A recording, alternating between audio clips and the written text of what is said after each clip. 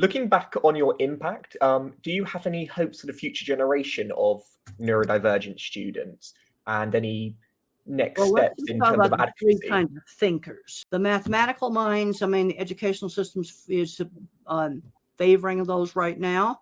They're going to do just fine. This software we're using right now is StreamYard. This would not exist without autism. None of this computer stuff would exist without autism. But then you need the visual thinkers like me to make interfaces. StreamYard has a real simple interface. And the first time I ever used this program, I had no problem figuring out how to use it. That's a good interface. You see, that's a different kind of skill than the mathematical. But I'm very concerned about the object visualizers like me who can't do higher math. And I worked with object visualizers, some that were autistic, some that are not autistic, that, they're building, they could build anything mechanical, they could build it.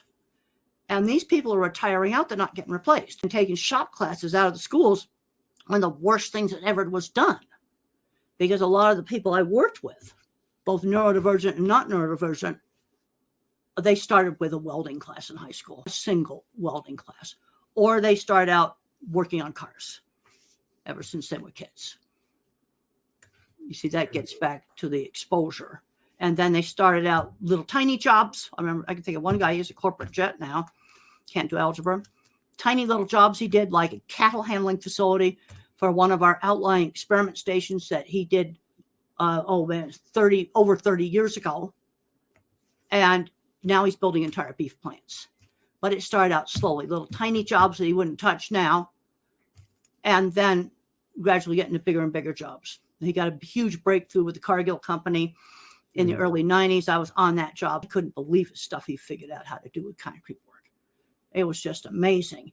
You see, the degreed engineer doesn't see it. Because what I found in the food industry, what I call the clever engineers, the object visualizers, they make all the mechanical stuff. They also lay out the entire factory. This gets back to layout.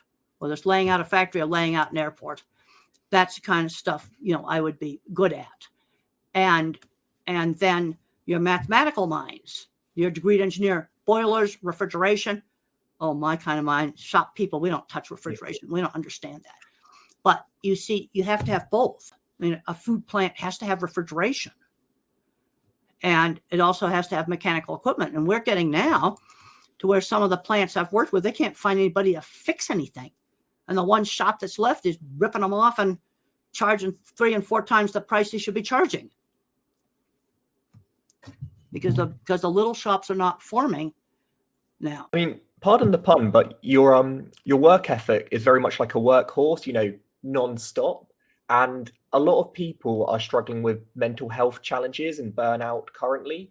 I was wondering if you had any tips on how do you keep going, even though things might take more processing than others around you? Well, I made sure I got enough sleep.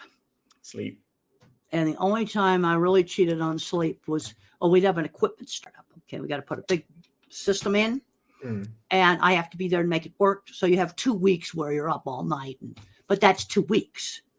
I never stayed up all night doing a drawing. Never. I worked from 7 in the morning till 10 at night. And then I made sure I didn't wait until the last minute to do the drawing. And oftentimes I'd get the drawings done quickly, and I'd sit on them for 2 or 3 days before I set them in, because I didn't want them to know how quickly I was able to do them. But what I'm seeing right now with the computer-aided drafting, I'm seeing some really horrible drawings, like concrete work that doesn't have the reinforcing rod pattern drawn into it. No, you don't just put that in the written spec, you draw it on the drawing. How you put what rebar, reinforcing rods called rebar. That's a industry term for reinforcing rods. And what's your spacing? What's the size of the rods? You've got to put that in the drawing. And then you show it's centered in the form. It better be centered in the form. You're going to have something that might fall down. Some of the mathematical engineers will say, well, the shop people just build equipment. I go, no. They invent equipment. I spent 25 years working with them. I've looked up the patents. They invented it. And you are, from what you said, you are very much known as like the world expert in cattle and all the machinery that comes along with it, but also you're a very passionate autism advocate. I was wondering if you could tell me about how you make sure that autism is a part of you without being something that 100% Well, defines it's a you. very important part of me because I like the logical way I think. Yeah. And I see all the bad things going on in the world. I'm not going to discuss them because they get too controversial. Mm. I can also tell you, if you want to get ahead in a career, let's leave sex, religion, and politics at home. Yep. And Forget don't be about it. posting all kinds of radical garbage online. You kind of have to make a decision, career versus activism. Now, I do a lot of autism advocacy, but I present it from the standpoint that we need these skills. We really do need them. And I can't name the client right now, but I have a client right now that they had to put in a new center track restrainer system 30 years because I worked on that 34 years ago. The cattle have gotten fat and they wouldn't fit in the old one. They got ripped off $1 million for that project. And it should have been a $250,000 job, not $1 million job. You see, the one shop that's left is just price gouging.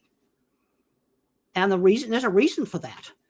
Because the person that ought to be having a smaller shop, putting that in, is playing video games in the basement when they ought to be building stuff and then doing stuff over there in that plant.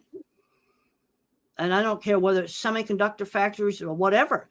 You need my kind of mind. In the US, we do not manufacture the state-of-the-art electronic chip making machine. Even though it's based on our mathematical research, it's made in Holland. And this goes back to the educational system because in 9th grade, around 14 years of age, you can decide whether you go university or go tech. Now, we have a tendency to stick up our nose at tech and think it's a lesser kind of thinking. I can tell you it's not. It's a different kind of thinking.